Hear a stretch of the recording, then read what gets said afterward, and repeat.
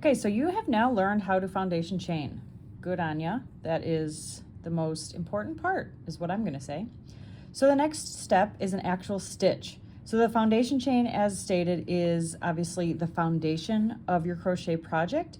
And then on top of that go stitches. So the first probably and most simple and most common stitch is the single crochet. So let me show you what that might mean in the grand scheme of things. So here is a swatch with each row. So as we crochet, these are called rows as we go up. Each row is a different color in this swatch. So you can kind of see here the stitch. This is the front side and this is the back side. So because you work crochet back and forth, which you'll see in a second when I show you how to do the single crochet, there is a difference to the front and the back. Sometimes we crochet in a way that everything's the same on the front, but there is a front version and a back version, but it's usually not that noticeable.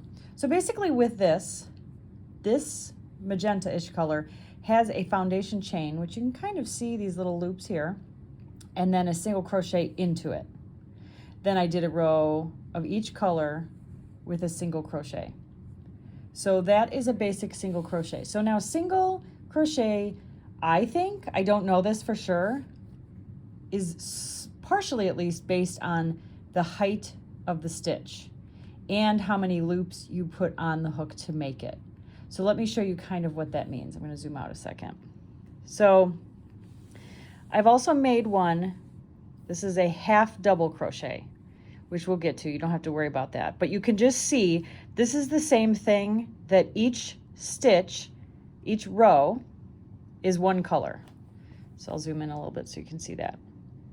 But you'll see that between the two, the stitches are a little taller.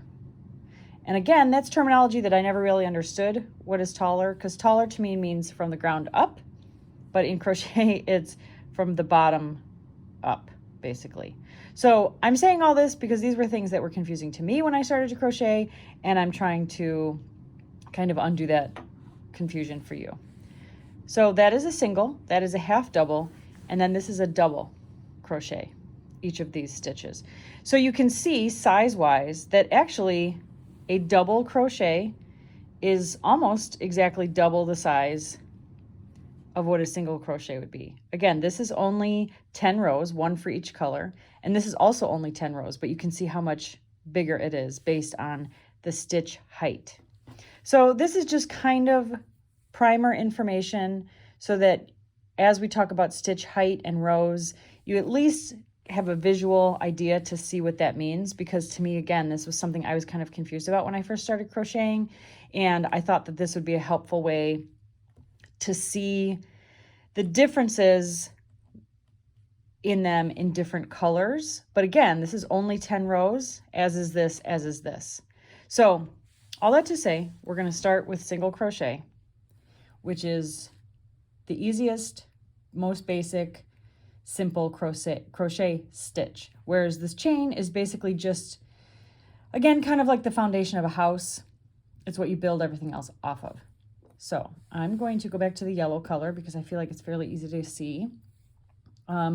Dark colors like black or dark blue or dark gray are really kind of hard to see stitches and things in the beginning. So it's probably best to start with a lighter color. Like this maroon color probably would work. I think of all of these, something like this dark blue might be the hardest to see when you're starting out. But do whatever your preference is or whatever you like to look at, but black might be kind of difficult, or dark navy blue. So we're going to do the same thing here. We set up our hand. We're going to do the little swirl, for lack of a better term, yarn over, pull through to get the slip stitch on our hook. Again, this is basically how you start any, pretty much any project that you're going to do as a slip stitch. There's a few exceptions to this, which we're not going to get to now, but for our purposes, you start with a slip stitch on your hook. Slip stitch, I'm sorry, I keep saying that. Slip knot. That is my fault. Slip knot, like the band. Okay, that's a reference for no one. So again, we ignore all this bad space. Get out of here, we're not going to think about that. So we're going to chain. So here's where the fun counting comes in. So the amount of chains that you have in a project, let me turn this around, depends or determines how wide your project will be. So now you will see, even though these have different heights, meaning this way, they are the same width for the most part. I mean, barring any kind of human error, but they are basically the same width. So what determines the width is the amount of chains in your foundation chain, or how many chains there are in your foundation chain. So we are going to try to make about 4-inch squares for what we're doing. And so let's do 14 stitches, foundation chain stitches, and we'll measure to see if that's about 4 inches.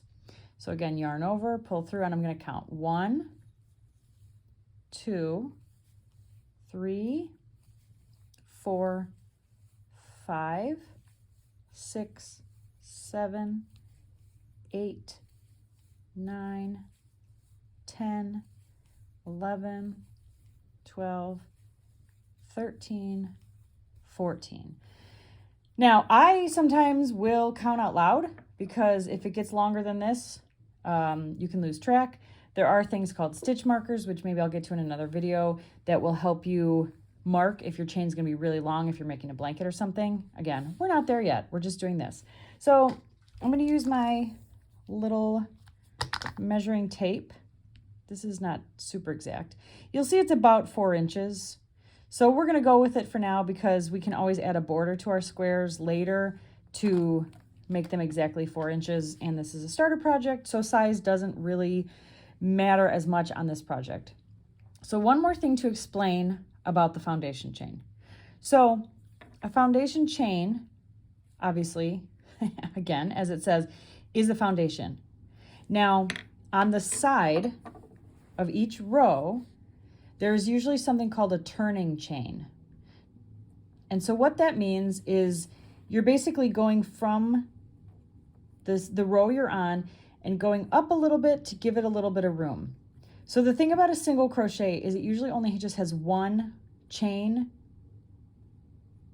one turning chain. And you'll see why it's called turning chain when we get into it. Now this half double, I'll compare these side by side. This half double has 2 because, again, the height, which again was very confusing to me when I was first learning, the height of the stitch is a little higher or taller than the single. So you do 2 turning chains in order to kind of keep that consistent. Again, maybe you'll see that better when I'm actually doing it. So all that to say, if you have a starting chain of 14 and you say, well, that's about 4 inches, that's good. What you need to do is you need to add one more that will serve as your turning chain. And I'll show what that means in a second. So you've got your foundation chain. Now you can see that with this braid, there's a top loop and a bottom loop. When you go into put in your first set of single crochets, we're going to just worry about this top loop. So let me show it to you. Actually, let me grab I'm going to grab a tapestry needle. So we're worried about this bit right here as opposed to this bit right here. So again, some of that is just practice and getting used to where you're looking. So now we have 15 because I did 14, then I added 1. So because that 15th chain is not one we're going to put a stitch into, it's our turning chain, we ignore it. You always ignore the loop that's on your hook. That's not a chain just yet. Think about it that it's just a loop. Now this here is my first chain. This is my second, this is my third, this is my fourth. So you usually want to skip the first chain. Sometimes it'll have you skip more than one, and we'll get to that when we get to that. But right now we skip that, meaning we just ignore it, and we ignore the one that's on the hook. So to do a single crochet, you insert is the terminology that's used. You insert the hook into this top loop of the second chain. So now it's like this. You yarn over, remember, you work into, and I'm kind of raising my finger a bit to get more room so you can see. But again, ignore all this space out here. You put into the good space. Yarn over. So what you do is and then you pull through just, I'm gonna do that one more time. You yarn over and pull through just that first loop. So crochet is all about loops, basically, and counting and how many loops you have. So now you have 2 loops on your hook. So that's the beginning of the single crochet. Then you yarn over and you pull through both hooks, or both loops this time.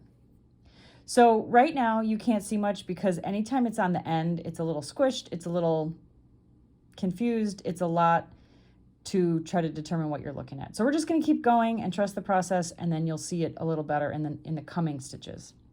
So this is also going to take practice where you put your hook for subsequent stitches.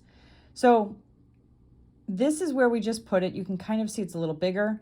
There's already yarn coming into it. So you want to go into this next one. So go ahead and insert your hook. And I just automatically already go like this because I know I'm going to yarn over, but you don't have to do that. You can just say, okay, there it is. I'm going to insert it.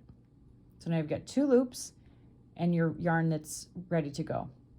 Yarn over, pull through just that first loop.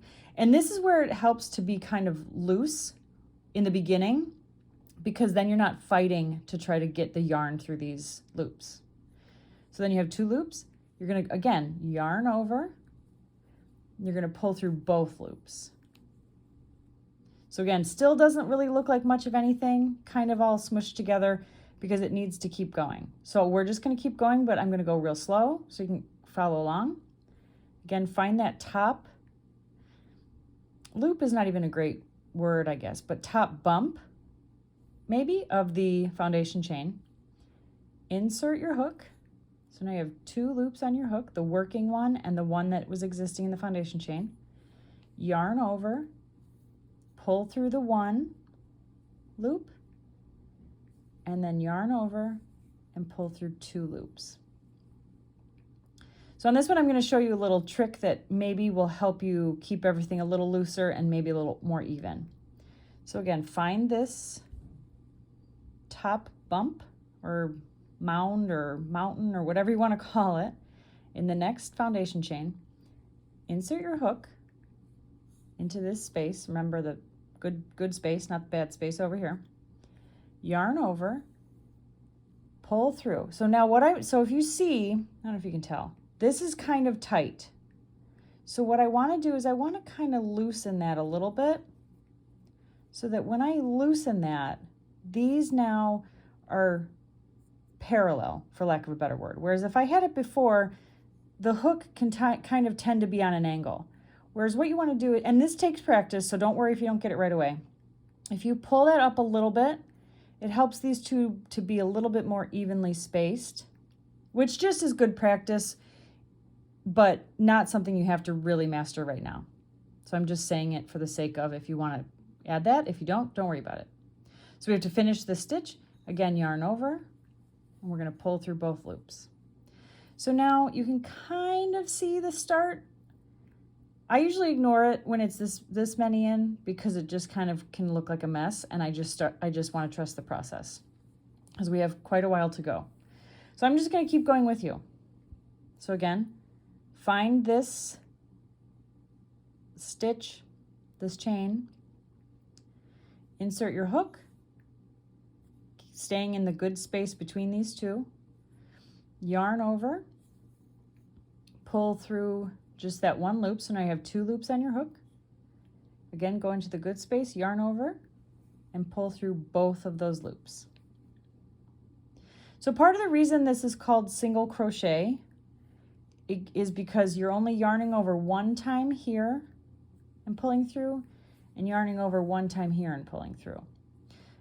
Half double, which is what I showed you earlier, this one, and double, you do some overing before you insert the hook, which is what makes them taller. More yarn is involved. But right now, again, we're not worried about that. That's why I think this is called single crochet, because it's one stitch. I mean, not that these aren't one stitch, but it's one height. I don't know if I'm making any sense. Ignore all that. If you need to, we're just going to keep going. So again, insert your hook into this loop. And so now finger placement is kind of what I was saying on the last video. The pinching fingers, these two, are what's holding it on this side, so that, because if you are holding way down here, that's going to be hard. So you really want to hold kind of up close, not tightly, but closely to what's happening here, so that everything kind of stays contained.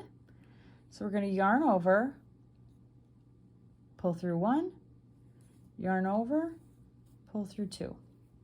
So I'm just going to keep going without any commentary, but I'm going to, in terms of side notes, but I'm going to just walk through what I'm doing.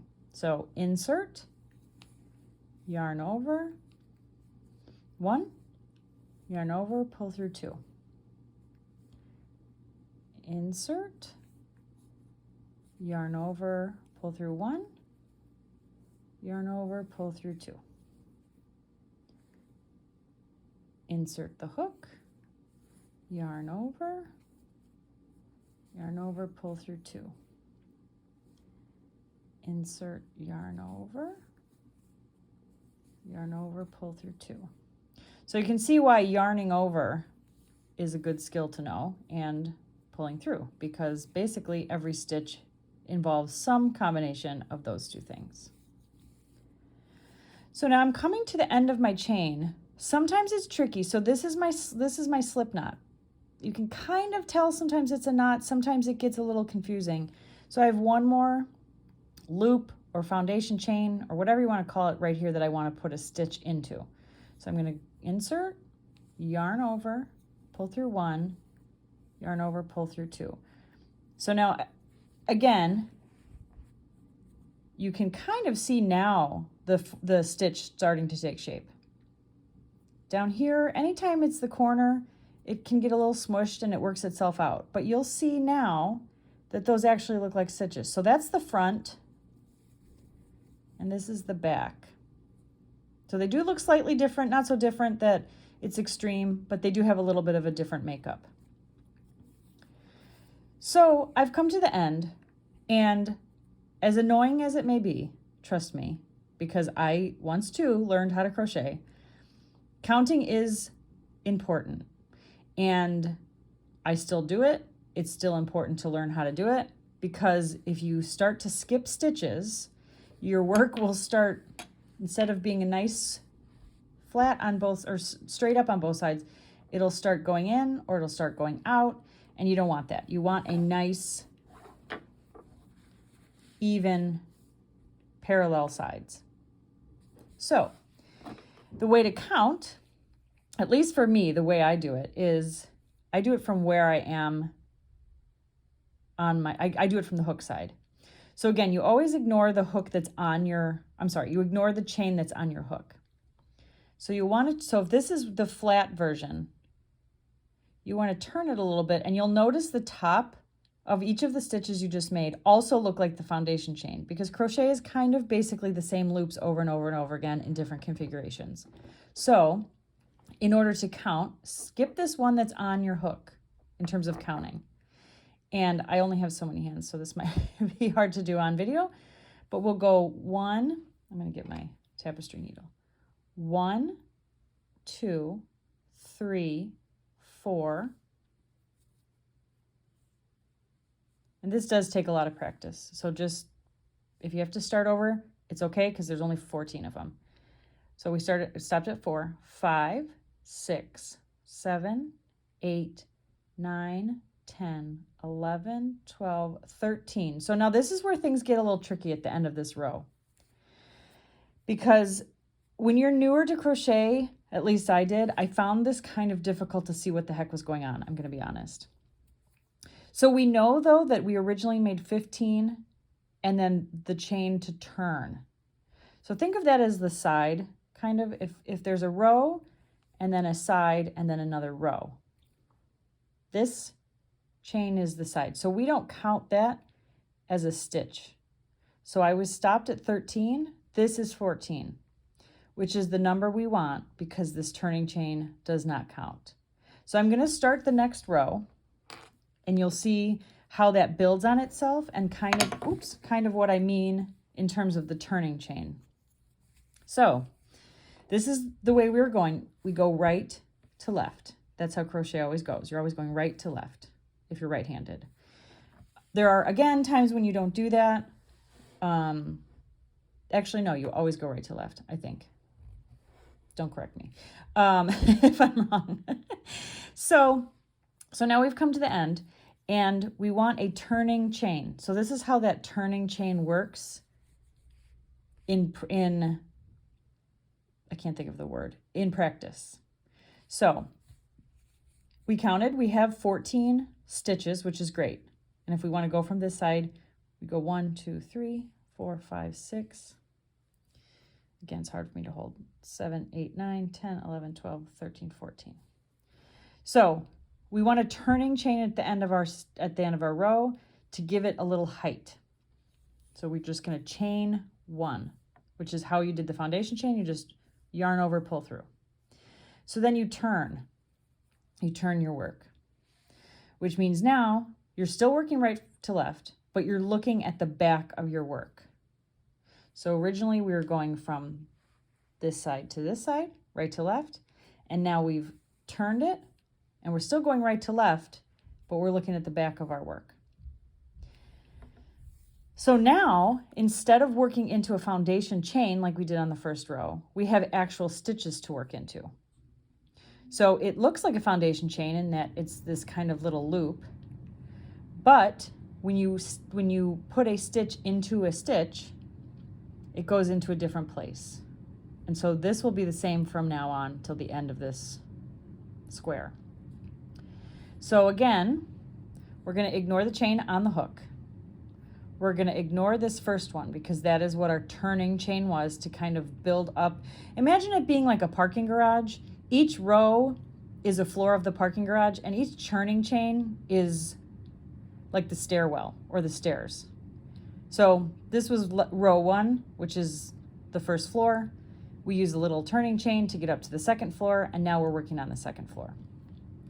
So you can kind of see here. So again, this is the top of the stitches. That's what I use to count because I feel like it's the easiest. But if you're looking at it flat, because that's how we crochet, you want to go into this hole that's right here under the top of the stitch. So here it's kind of hard to see because, again, anytime, to me, the first couple stitches of a row get a little tricky. So what I'm going to do is I'm going to go ahead and do it, and the stitch is the same. Insert, yarn over, pull through once, yarn over, pull through 2. So now going forward, it's a little easier to see. You see, if I pull this apart, you can see there's a hole there. And basically, that is where you want to put the stitches. So it's underneath these 2 loops.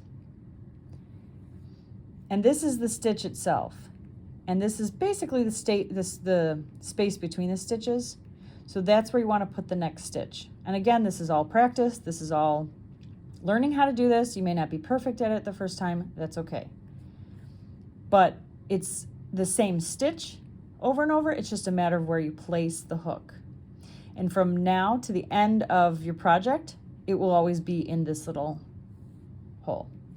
So again, we're going to insert our hooks, yarn over, pull through 1 time. We have 2 loops on the hook. Yarn over, pull through those 2 loops. I'm just going to keep doing that. Insert. And you'll see I kind of put my fingers behind, again, my pinchy fingers. I kind of hold it right before the stitch that I'm working on, because again, you don't want to be way back here because that'll make it really difficult to stitch into the stitch. So I kind of keep the working area fairly small. I don't want to go way out here because then you don't have any control. You want to be able to hold on to the stitch after the stitch you're working in so that you can more easily guide things. So insert your hook into that little space, yarn over, yarn over, pull through 2. Insert, and like I said, I kind of have my finger here so I can feel it coming through. That's just, I think, how I learned, so that I knew that it seems like it's coming through the right place. Insert, yarn over. You have 2 loops on your hook. Yarn over, pull through 2. I'm going to do a few more and then I'll stop so you can kind of see what the second row is looking like. And I apologize if my focus isn't that great. So insert, yarn over, 2 loops, yarn over, pull through both loops. So it's very repetitive. That's why I like crochet, because it can become kind of meditative to just keep doing the same thing over and over again. There are points, obviously, we have to stop or change color yarn or count, but for the most part, depending on what you're doing, it's the same thing over and over again, which can make it monotonous, but also makes it a little easier to learn, in my opinion. So again, let's insert here, yarn over, pull through, yarn over, pull through 2. Insert, yarn over, pull through, yarn over, pull through 2. Insert, yarn over, pull through, yarn over, pull through 2. And you might want to say that to yourself over and over when you're doing it. Get into the rhythm of saying, you know, whatever makes sense in your head. I remember I had kind of shorthand in my head when I first started learning. Insert, yarn over, pull through, yarn over, pull through 2. Insert, yarn over, pull through, yarn over, pull through 2. So now you can kind of see, I'm not fully done with the row, but you can kind of see it starting to take shape. I've got a couple more stitches here, so I can show you if you count. Again, if you look at the little hole kind of that's there, I've got 1, 2, 3, 4 more. And then when I get done with the row, I'll count just to make sure. So let's go insert, yarn over, pull through, yarn over, pull through 2,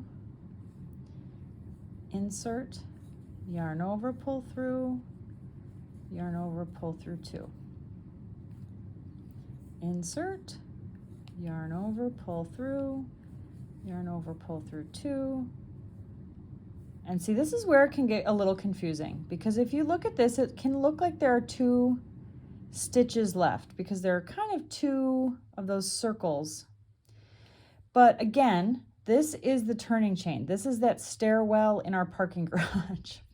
So there's 1 last stitch here, and this sometimes can be a little tight because it's not really a full stitch. Sometimes with turning chains, this bit gets a little tight, which is okay.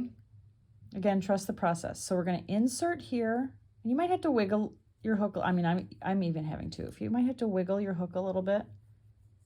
And that's why sometimes I keep my left middle finger on the other side to kind of be able to feel if it's coming through both. And you want to make sure that it is going through both of those top loops. Yarn over, pull through, yarn over, pull through 2. So we now have 2 rows. So basically, if we compare it to this multicolored one that I have, I keep pulling it over upside down, we've done 2 rows. This basically magenta and this orange. So you can see it's about the same height. I can be a fairly consistent crocheter, not always, but so we're gonna put off that off to the side. So at the end of a row,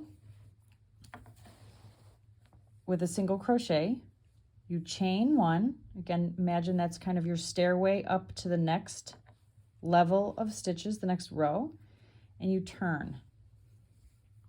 So turning to me sometimes can be kind of confusing too, because it's like, well, what does that mean? It just means, I always think of it, and this may or may not be helpful to you, as a flag on a flagpole. So if I'm gonna zoom out a second.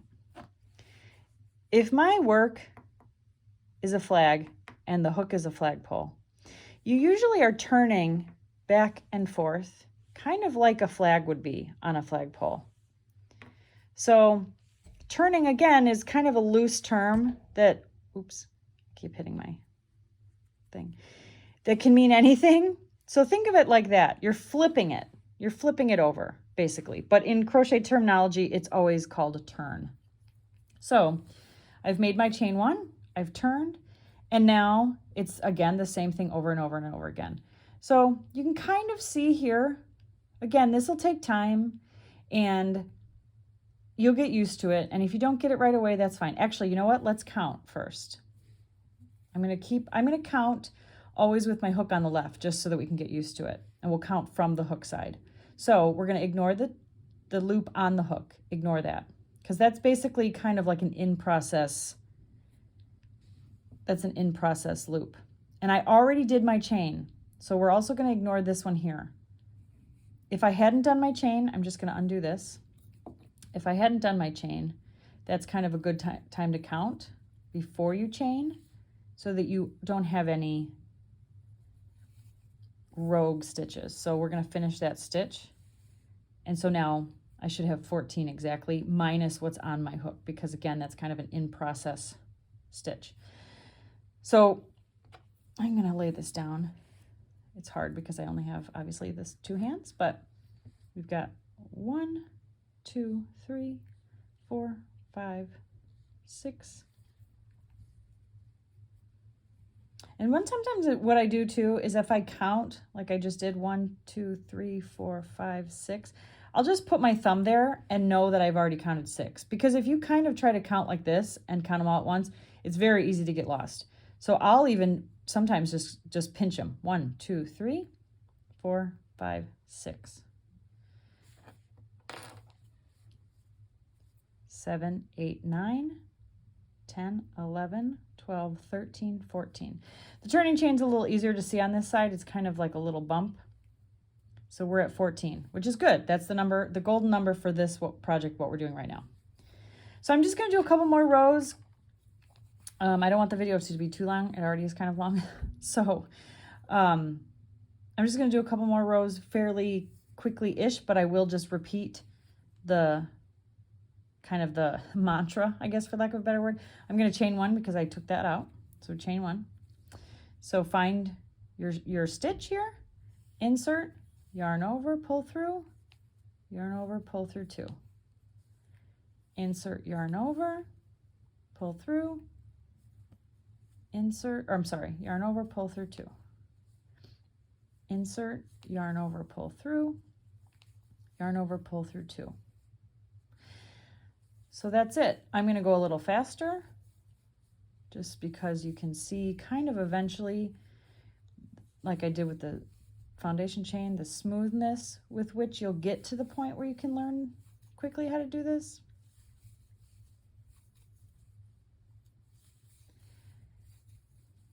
I'm going to finish this row. And I may not have said this except for as an aside, but when you are inserting into the next stitch, you want to make sure to go under both top loops of that stitch.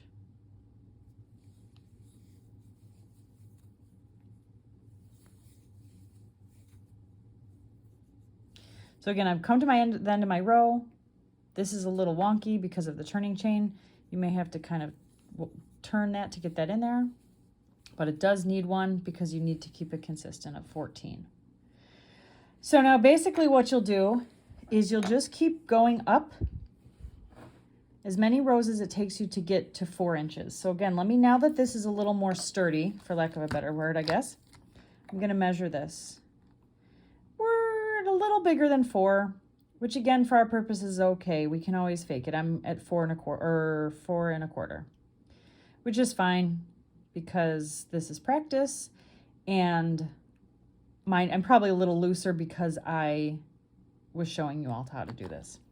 So keep going until you reach a height of 4 inches going this way.